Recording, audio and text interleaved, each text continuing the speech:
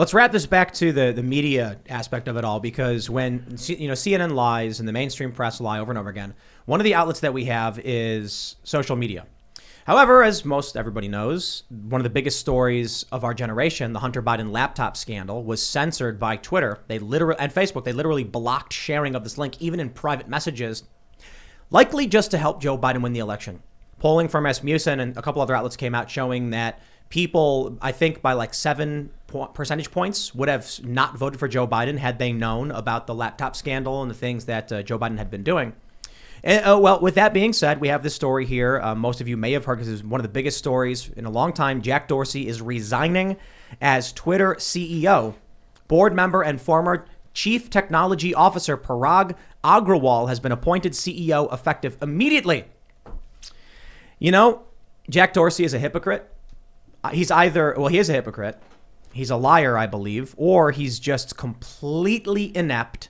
So when I was talking to Jack, and I've talked to him several times since I met him on the Joe Rogan podcast, he was talking about a path to redemption for those that get banned.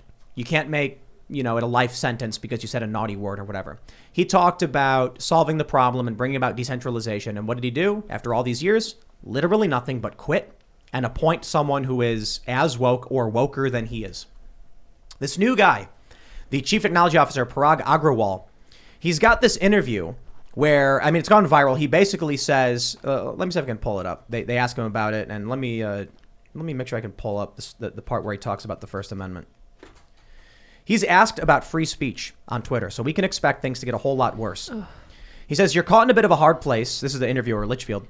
As somebody in the audience is also pointing out, that you're trying to combat misinformation. You also want to protect free speech as a core value, and also in the U.S. as the First Amendment. How do we balance those two? He said, our role is not to be bound by the First Amendment, but our role is to serve a healthy public conversation, and our moves are reflective of things that we believe lead to a healthier public conversation. The kinds of things that we do about this is focused less on thinking about free speech, but thinking about how the times have changed. One of the changes today that we see is speech is easy on the internet. Most people can speak. Where our role is particularly emphasized is who can be heard. The scarce commodity today is attention. There's lots of content out there, a lot of tweets out there. Not all of it gets attention. Some subset of it gets attention. And so increasingly our role is moving towards how we recommend content. And that sort of is a struggle that we're working through in terms of how we make sure these recommendation systems that we're building, how we direct people's attention in leading to a healthy public conversation that is most participatory. Code word for we know what's better for you than you do. And we're going to make sure that conversations we deem to be the healthy ones are had and promoted and your ideas aren't. And let's be real. They directly remove news stories that are bad for their psychotic goals and agendas. And I want to give a shout out real quick to Project Veritas, who has those undercover videos of Bernie Sanders supporters and Democrat staffers talking about being violent and manipulating people and talking about gulags. Because if you ever talk to these Antifa people in private, they will straight up tell you they intend to kill millions of people. And I'm not exaggerating. I'm not trying to push hyperbole. Literally go to these meetings and they will calmly, these Antifa far leftists, calmly and rationally say things like, if we want communism, we have to reconcile with the fact that there's going to be, tens of millions of people who will actively resist, many of whom will violently resist, to uphold capitalism, white supremacy, insert buzzword. And they'll say, well, those people have to be sent to the gulags to break rocks to understand what hard work really means, many of whom will die. When you see stories like this and you've got psychotic, egomaniacal lunatics like this guy Agrawal and Jack Dorsey saying, we know what's healthy, not you, you don't get to speak.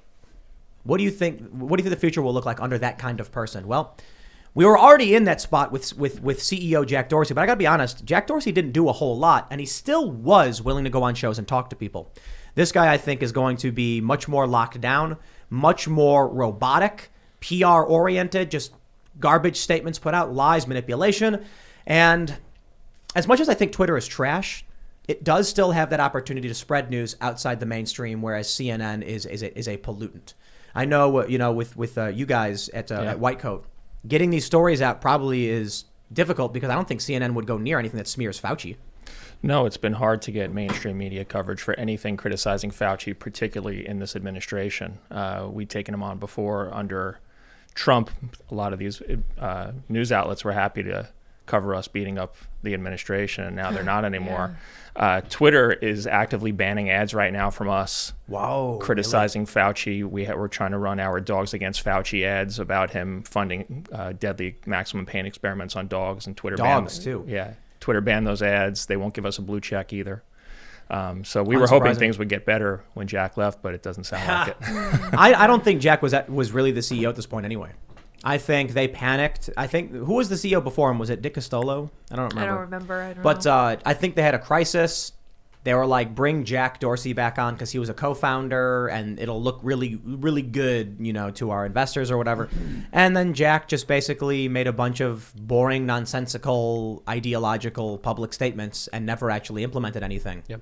I mean, this is going to be a very interesting transition of power, I believe, because I think there's going to be some kind of difference that we're going to be feeling with this kind of transition. This new guy coming in, he also has ties to, of course, Snopes and PolitiFact. So it's going to be interesting to see how he implements this. A lot of people are bringing up his old tweet from 2010 where he talked about if you're going to talk about Muslims being all extremist, then you shouldn't distinguish between white people and racists. Of course, there's a lot of different context behind that. It was a long time ago. It was a quote from The Daily Show. Yeah. It was from Asif Manvi. Yeah, but honestly, I never thought I would say this, and I'm actually going to defend Jack Dorsey here a little bit. If you compare now what Twitter is to Facebook and Instagram, it is way better, especially when it comes to censorship of speech. Now, that doesn't say much. That's like comparing the devil to a different smaller devil, but like Lucifer. I was going to say it's still the devil. It's still evil. Smaller devil. But I've personally noticed having a lot more fun and a lot more freedom on Twitter than I would on Instagram and Facebook, because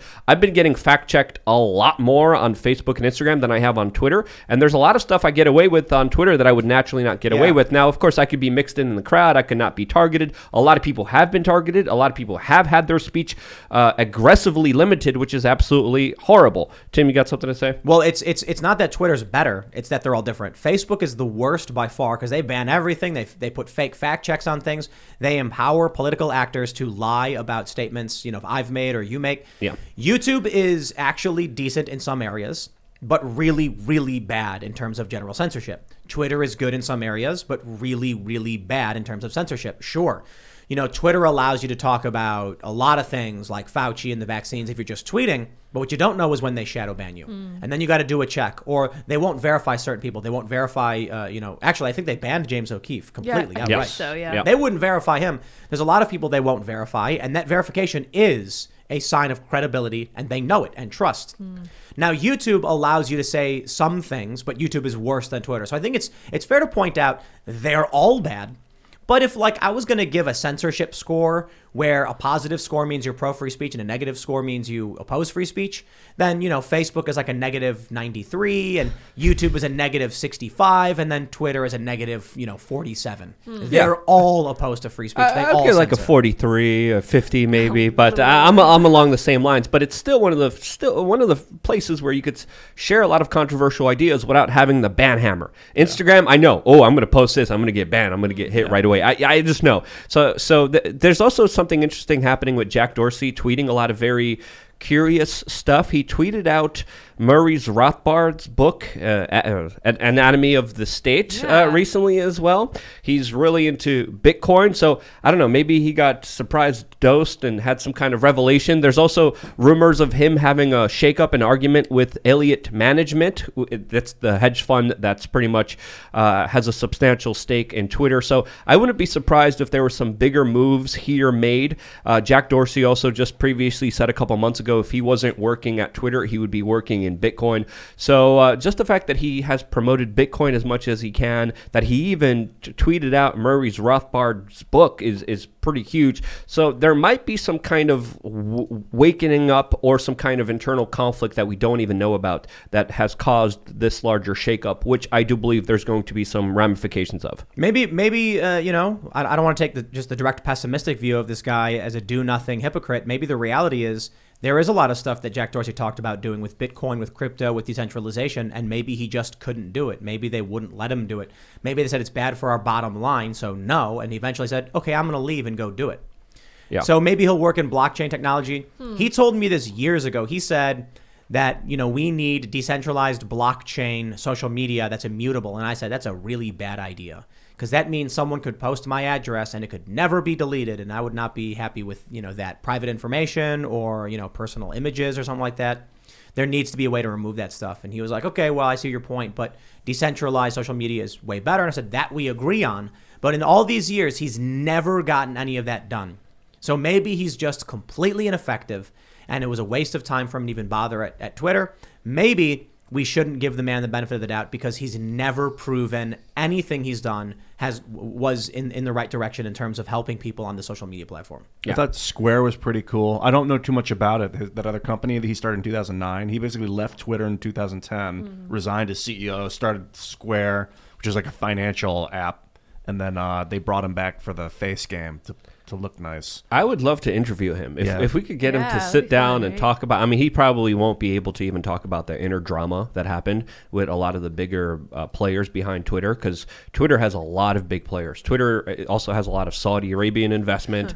So there's a lot of, things happening behind the doors that we don't even know about, that I wish I could be a fly on the wall when they're discussing a lot of these issues. But we'll see what he does after this. I mean, I think he's going to be going into the Bitcoin realm. I think it's very easy to say that. He's said that before. So it's going to be interesting to see where he goes from here. And I mean, I would just love to talk to him, to be honest with you. I'm going to DM him right now.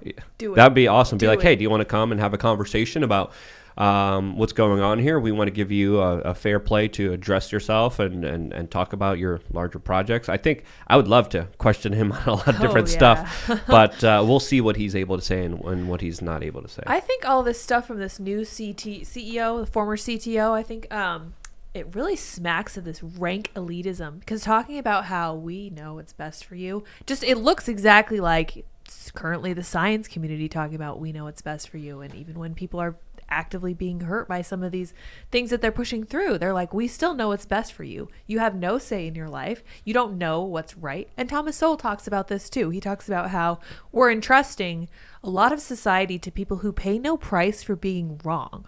Somebody pointed out on Twitter earlier today, they were like, it's really interesting that we lock down that millions of people are like out of work, that people are committing suicide left, right, and center. And the only people who are paying no price for this are the people who put it into place. Like, that doesn't seem right. But this is just disgusting elitism. I think it's someone especially for the First Amendment. Someone Sorry, commented anyway. on my Facebook, because I said something, I don't know what it was about. It was probably about like lockdowns or Australia. And they were just like, I wonder what Occupy Tim would be saying about Tim today. He'd probably be saying things like, oh, you got really into guns. Everything else seems to be all right. Like freedom, liberty, free speech. Like when I was down at Occupy defending people's right to free speech, I'm like, it's for the same reason. I don't agree with their politics, but like, by all means, do your protests, complain about the elites. But I bring that up because of what you were saying about the elites. Here we are as a show that gets smeared, or we get insulted, we get smeared. They claim we're right wing or whatever, whatever that means. And we're literally like, the 1%, rah, the elites are ripping us off. Steve Bannon comes on the show and he's like, you got to tax the rich, man. And I was like, Steve, that's a far left position, like, it's not the conservative or the right wing that wants to do that. And he's like, well, the billionaires are ripping you off. And I'm like, all right, like, I'm down. And I think that's the thing about the media. That's why social media decentralization is so important. CNN's going to lie to you. MSNBC is going to lie. MSNBC, boy, do they lie. I mean, come on. Brian Williams, right? It was Brian Williams, right? He made up that fake story. About being shot at or Yeah. something? Yeah. Yeah. And then they were like, move him to MSNBC because those people don't sounds care right. if they're lied to. Yeah. Yeah, that's crazy. So we need to have a space where we can actually challenge the system. And the funny thing about this is, like I mentioned, here we are challenging and questioning the elites and the establishment. Steve Bannon did the same thing. And there were people watching the show being like, whoa, I didn't know that was Bannon's position because the media had lied so much about him, saying he was like a white supremacist and a racist and all that stuff. When in reality, he's just a general populist. He's not even, he calls himself far right, but I'm like, you're just a populist. Yeah. Like there's left and right wing positions in what you're saying. It's not even, I think one of the things is, if with the left, maybe we should do this. We should invite a leftist populist to come on the show with Steve Bannon so we can hear them say, I agree the entire show and just break the narrative. Seriously, Kyle Kalinske, you want to come on the show with Steve Bannon? You think That'd be cool. Yeah. Yeah, and then I have like them that. talk about all the things they agree on and be like, oh, wow, we agree on so much stuff. That sounds wow, interesting. The media was lying about this. Yeah. I wonder if Kyle, the thing about left populists is they have their own shows to do for the most part. So it's always hard to be like, stop doing your show, come do my show. But I'm sure there are some left populists who would be interested in I'd coming have on to and having a find them, conversation. yeah. Yeah, I mean, if it wasn't for big tech social media, if it wasn't for the corporate media, we would figure out that we have a lot more in common than we do that's dividing us. I think there is a larger divide and conquer agenda. I think there's even things made up to divide us, whether it's sex and gender or beliefs or ideologies. I think a lot of it is interjected in a way where it's divisive, and it's divisive on purpose. So, of course, we keep fighting each other instead of realizing the larger, bigger players out there who are screwing everyone else over, literally committing one of the largest transfers of wealth in recorded human history, which is ongoing right now because of this pandemic, which, of course, is creating a new billionaire class that is becoming richer than ever, and everyone else is getting screwed over. I had, what was the guy's name who was a part of the Trump administration? Peter Navarro. Yeah, he was on here. He called me a Bernie supporter. Sure, Bernie bro. I felt awesome. I felt so offended. so offended. But he probably came from that perspective after he heard a lot of my critiques of the kind of ruling establishment, because a lot of people correlate the two. But it's further from the truth. But if I would say on a political spectrum, I probably have a lot of issues that a lot of Bernie supporters would probably agree with me on if they were able to hear me out, if they were able to talk to me, if they were able to have a real honest conversation.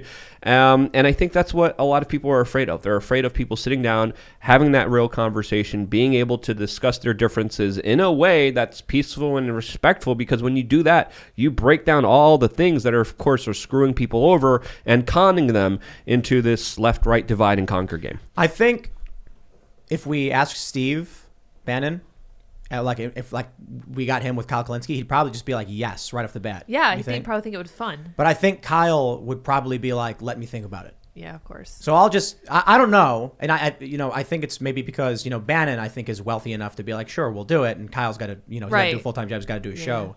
But I also, I don't think Kyle is the kind of person who would play, stupid games like a lot of grifter types on the left or the right would do. The right always wants to come on for a debate no matter who they are, but a lot of people on the left are worried about cancel culture and stuff. I just want to say this real quick before we go to the next story. Kyle Kalinske, big fan.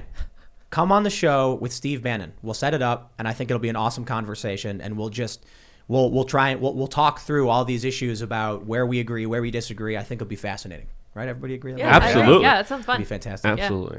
Cool. Yeah, Kyle's rad. Yeah. He had a tweet where he was like, I just want a Democrat that's not ultra woke and isn't gonna, bow down to the media. And I'm like, yes. Yes, of course. And then someone said, isn't that just Democrat Trump?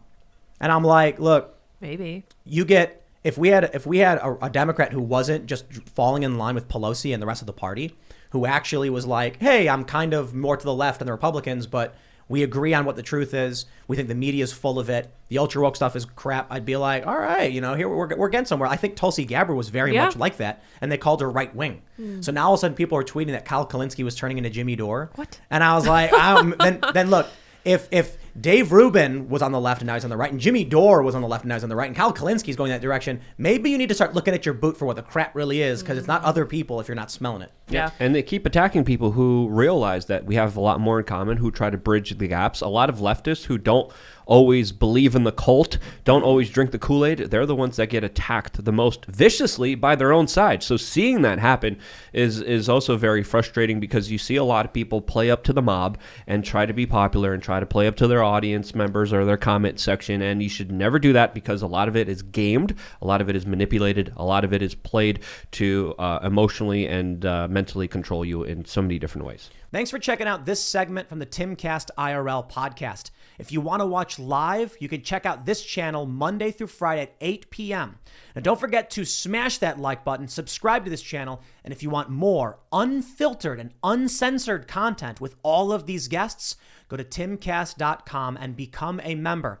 All of these guests you know and love in exclusive segments on our website where we are unrestricted in what we talk about, so you'll definitely not want to miss it. Thanks for hanging out. We'll see you all next time.